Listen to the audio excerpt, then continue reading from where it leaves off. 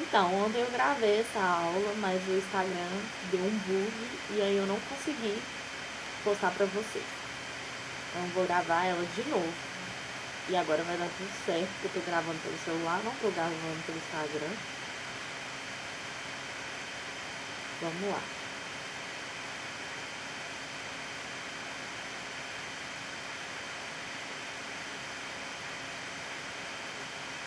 Seguinte, hoje eu vou falar um pouquinho sobre terapia cognitivo-comportamental.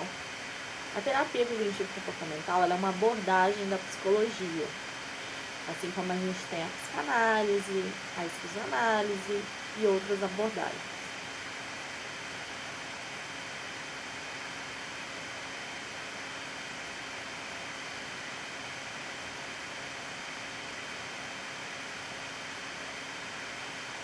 E aí, o que é TCC? É uma abordagem de psicoterapia que mistura o behaviorismo radical do Skinner, ou a psicologia comportamental, como você quiser chamar, com as terapias cognitivas que vieram do Iron Beck. Ela entende a forma como o ser humano interpreta os acontecimentos, como aquilo que nos afeta e não os acontecimentos em si. Então, não é a situação, e sim a forma que a gente interpreta aquela situação. Aí, gente, eu trouxe aqui um pouquinho sobre a história do Iron Beck. O Iron Beck, ele nasceu dia 18 de julho de 1921 em Rhode Island, nos Estados Unidos. Seus pais eram judeus imigrantes da Rússia e ele estudou em Brown, graduado em 1942 nas áreas de inglês e ciências políticas. Depois estudou na Yale, formando-se em medicina no ano de 1946. Então ele era um médico. Passou a dar aulas sobre psiquiatria na Pensilvânia, onde estabeleceu uma pesquisa clínica sobre depressão. Teve seus estudos principalmente focados no tratamento da depressão e passou a questionar o tratamento somente fármaco, conhecido como o pai da terapia cognitiva, e desenvolveu sua teoria depois de perceber que os métodos antes utilizados não eram tão eficientes no tratamento da depressão. Então, gente, ele começou a teoria dele, né, através do tratamento da depressão, e tem até um livro dele que ele fala sobre isso, assim, que é uma introdução à terapia cognitivo-comportamental. Ele é um psicanalista que queria colocar em prática a psicanálise, só que comprovando cientificamente. Tanto é que a TCC é uma das abordagens que é comprovada cientificamente. Qual que é o objetivo principal da TCC? É identificar padrões de comportamento, pensamento, crenças e hábitos que estão na origem dos problemas, indicando a partir disso técnicas para alterar essas percepções de forma positiva. Quando a gente fala de técnica, gente, a TCC ela não é só técnica. Então, por exemplo, tem gente que fala assim: Nilce, me fala uma técnica para usar com ansiedade. Calma, que caso que é esse? Qual que é a história de vida desse paciente? Cada paciente é diferente um do outro. Então, a gente não pode usar a mesma técnica para todos, né? E precisa de uma relação terapêutica também. A TCC não é só um tanto de apanhado de técnicas, né? A TCC se destina tanto ao tratamento de diferentes transtornos psicológicos e emocionais, como depressão, ansiedade, transtornos psicossomáticos, transtornos alimentares, fobia, trauma, dependência química, entre outros. Aí, gente, a gente tem a tríade cognitiva. O que é isso? Para Beck, é a forma que você se vê, a forma que você enxerga o mundo e a forma que você enxerga o futuro. E nós temos também situação, pensamento, emoção e comportamento. Eu costumo passar muito para os meus pacientes para eles fazerem o diário do pensamento. E nesses eles escrevem as emoções, das situações, e como que eles pensam sobre as situações. Sabendo que o objetivo principal da terapia cognitivo-comportamental é mudar o sistema de significado dos pacientes para alterar suas emoções e seus comportamentos. Então, gente, por exemplo, uma pessoa que tem depressão, ela vai ter pensamentos muito negativos. Então, a gente vai tentar alterar esses pensamentos para mudar as emoções desse paciente. Para isso, durante as sessões de TCC, o psicólogo vai identificando sentimentos, pensamentos e comportamentos de determinadas situações descritas pelo paciente. A partir disso, alguns padrões vão sendo identificados. São esses padrões que determinam crenças e percepções para cada experiência de vida. O que é crença, gente? Crença é algo que desde a infância o paciente tem. Então, por exemplo, seu pai fala com você assim: menino, você é muito burro. Menino, você não é capaz. Meu fone caiu. Menino, você não é capaz. E aí, a pessoa, ela cresce com aquela crença que ela não é capaz mesmo. E aí, na vida adulta, isso tem reflexos. Então, a gente tem que entender quais são essas crenças. São crenças de desvalor, né? De a pessoa não se sentir amada. Então, são vários tipos de crença. Não é crença de religião, não, tá? Aí a gente entra na reestruturação cognitiva. Diante dos padrões mal adaptados ou disfuncionais de pensamentos, cabe ao terapeuta auxiliar o paciente a encontrar novas possibilidades de pensamentos alternativos. Então, a gente vai tentar trazer esse paciente para a realidade, né? E falar: eu não consigo passar nessa entrevista de emprego. Tá, mas você já tentou? Né? Você já teve outros desafios na sua vida que você superou? Então, a gente vai criando com esse paciente novas alternativas para esses pensamentos negativos. E aí, quais são os pontos determinantes de compreensão e atuação do TCC? Ambiente ou situação onde ocorre o problema, pensamentos e sentimentos envolvidos no problema, estado de humor e emoção resultante, reação física. Então, por exemplo, se a pessoa ela dispara o coração, ela tem dor de cabeça, isso é um fato importante. Comportamento. Por exemplo, você já deve ter vivido alguma situação onde precisou apresentar um assunto para um grupo de pessoas. Eu lembro quando eu tinha que apresentar trabalho na faculdade, nossa, eu tremia toda, me dava dor de barriga, era terrível. Antes da apresentação, os pensamentos automáticos costumam gerar angústia e ansiedade, criando cenários mentalmente negativos que nem aconteceram ainda. Então, fica um medo do futuro, né? Esses cenários podem ser acreditar que ninguém irá gostar da apresentação, sentir que ficará nervoso, suando, gaguejando, que falará algo de errado e passará vergonha. Técnicas da TCC. Reversão de hábitos para aumentar a percepção do paciente sobre cada episódio que traz desconforto, gerar a capacidade de interromper isso como uma resposta mais adequada. Aumentar a consciência para identificar os fatores desencadeantes e as sequências de acontecimentos associados com determinado sintoma ou comportamento. Então, gente, primeiro a gente vai reverter os hábitos, né? Eu costumo falar assim com pacientes com depressão que eles precisam fazer atividade física, né? Que eles precisam ter uma rotina para eles acordarem, dormir e acordar no horário que seja mais funcional, né? E aí a gente vai aumentar a consciência dos gatilhos, né? Monitoramento e registro de cada ocorrência. Então, o diário do pensamento está ali, né? Anota-se informações como dia, hora, localização, pensamentos, sentimentos e emoções que podem ser úteis no tratamento. Aí, utilização de uma resposta adequada para controlar a reação. Então, por exemplo, a pessoa está tendo uma crise de ansiedade. A gente tentar criar um pensamento alternativo com que ela se sinta mais acolhida, que ela se sinta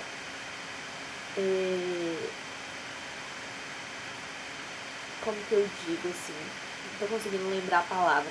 Mas é acolhimento, mais tranquilidade, né? Não aumente esse estresse.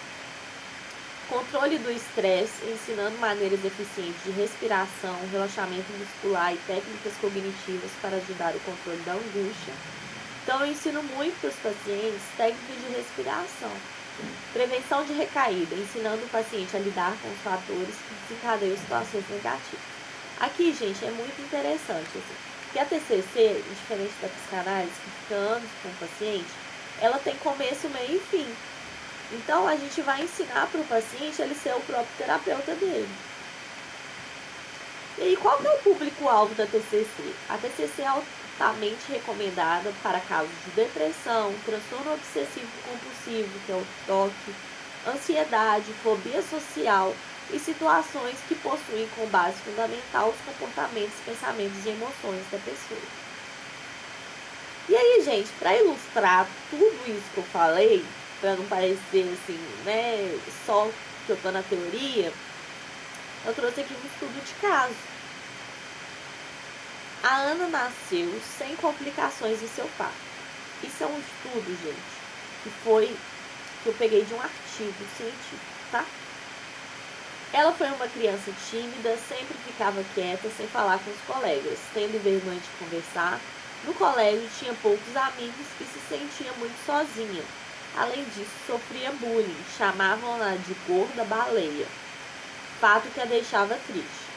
O pai não a deixava sair, com isso ela ficava sozinha, pois tinha vergonha de não poder fazer atividades fora do colégio com seus amigos. A partir dos 14 anos, ela passou a ter mais contato interpessoal e afirmou que sua adolescência foi bem melhor que a infância. Ela tinha mais amigos e quando estava com eles, era espontânea e brincava com todos. Foi nessa época que conheceu seu primeiro namorado, que foi infiel. Após esse fato, ela não estabeleceu os relacionamentos sérios. Então, gente, o resumo aqui dessa primeira parte. A Ana, ela era muito tímida, ela não tinha muitos amigos, o pai não deixava ela sair, ela teve problemas na escola, onde ela sofreu bullying, e ela foi traída pelo namorado. O pai é autoritário e aposentado. Ele impõe regras em casa, tentando controlar o que cada um faz. Em alguns momentos, ele fala em forma de brincadeira sobre ela não ter casado. Ana sente que não tem espaço em casa, tem dificuldade de estudar, e o pai liga a televisão com som alto em diferentes momentos do dia. Frente a isso, ela evitava falar com ele para que não se sentisse deprimida, pois o pai a rebaixa e diz que não acredita que um dia ela saia de casa. Recentemente, ela estava ficando com um de seus amigos, pelo qual se apaixonou. Gente, ela evita o conflito de qualquer forma, né? E ela tem medo desse pai. E ela fala, né, que se ela briga com o pai, ela se sente extremamente deprimida. Esse pai desvaloriza ela, né, falando que ela não vai conseguir casar, que ela não vai conseguir sair de casa. E aí ela se apaixona por esse amigo, só que ele não queria namorar com ela. Fato que a decepcionou e seu humor ficou deprimido. Em dezembro de 2010, Ana iniciou o tratamento com um médico endocrinologista para emagrecer, tendo uma dieta balanceada e realizando atividades físicas frequentemente. Aí na avaliação, né, do psicólogo, o primeiro processo de avaliação pelo qual o paciente passou foi a triagem, portas de entrada do paciente na clínica escola. Então, gente, na clínica escola é os estudantes de psicologia que atendem e tem a supervisão de um psicólogo. Esse processo tem por objetivo buscar informações acerca do paciente, com o intuito de compreender o motivo de sua busca por atendimento psicológico e assim lhe encaminhar para o atendimento mais adequado de acordo com sua demanda. Durante o processo psicoterápico, Ana foi avaliada através de múltiplos critérios, sendo eles entrevista clínica, mensuração através do inventário de Beck. O que é o inventário de Beck? É um questionário onde as pessoas respondem perguntas relacionadas à depressão. Então, a gente vai mensurar o grau de depressão dessa pessoa, se é leve, moderado ou grave. Verificação de humor a partir da escala analógica. Então, o paciente vai colocar como que está o humor dele naquele dia. Um valor de 0 a 10 para seu humor depressivo. Verificação de presença de sintomatologia descrita no Manual Diagnóstico Estatístico de Transtornos Mentais, DSM. Então, saber quais sintomas que ela tinha de depressão. A entrevista clínica ocorreu nos primeiros encontros. Ao longo do processo, a autoavaliação de seu humor e a presença de sintomatologia se mantiveram. O BDI, que é o inventário de Beck, foi utilizado em 4 atendimentos, sendo ele a triagem, a segunda, a quinta e a 10ª sessão. Então foi colocado esse BDI para analisar se ela melhorou o humor durante os atendimentos.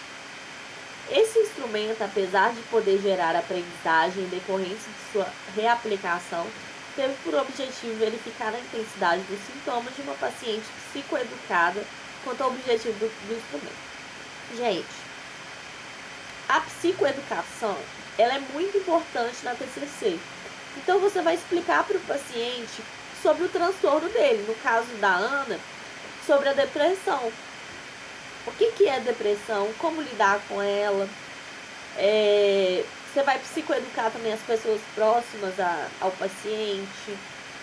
Você também vai psicoeducar o paciente sobre a terapia cognitivo-comportamental.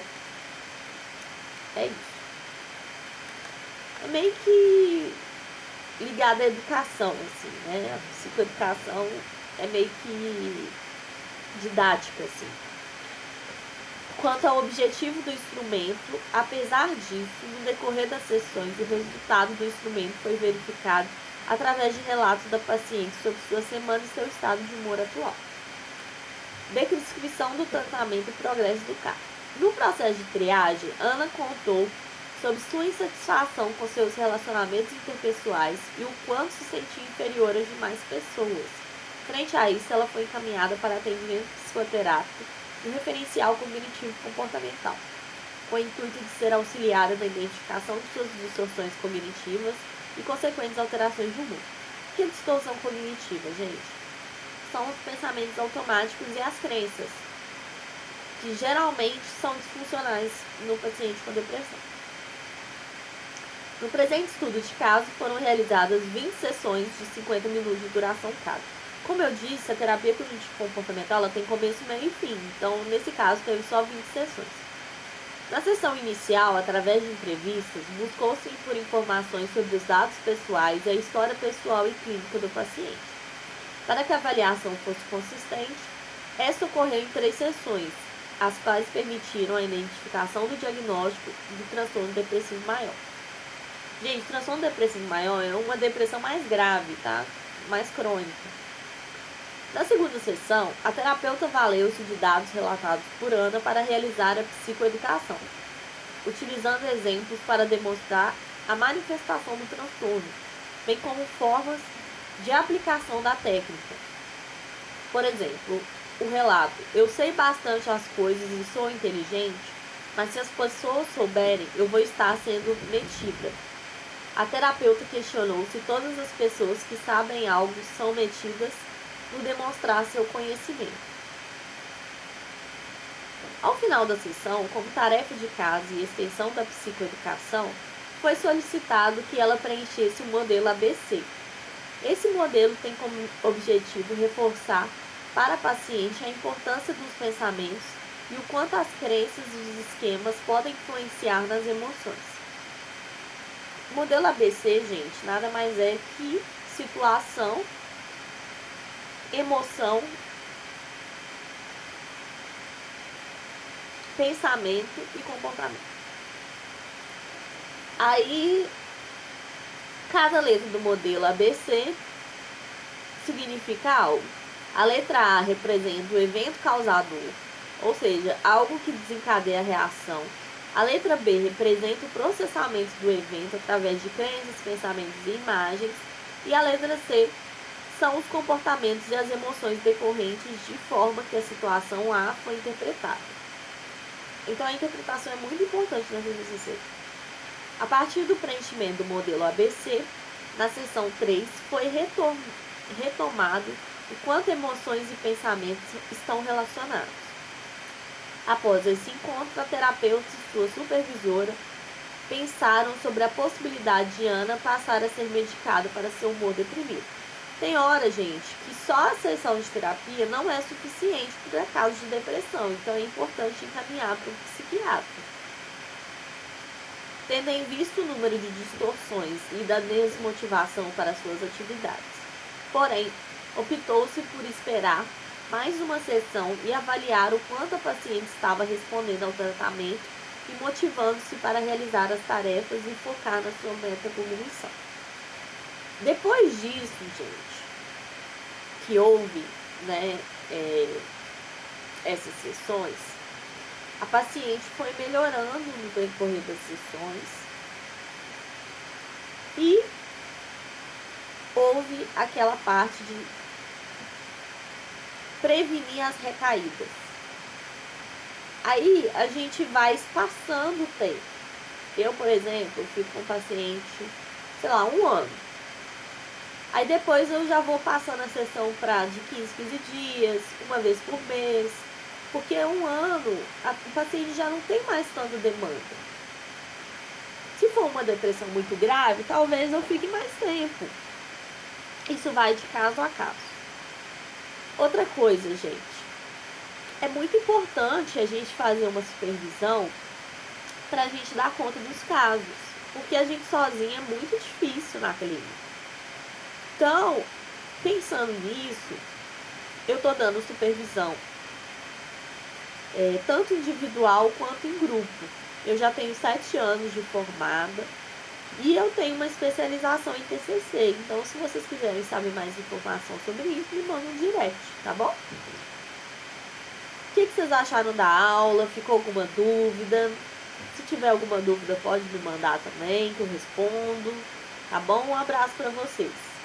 Aguardo na próxima aula vocês.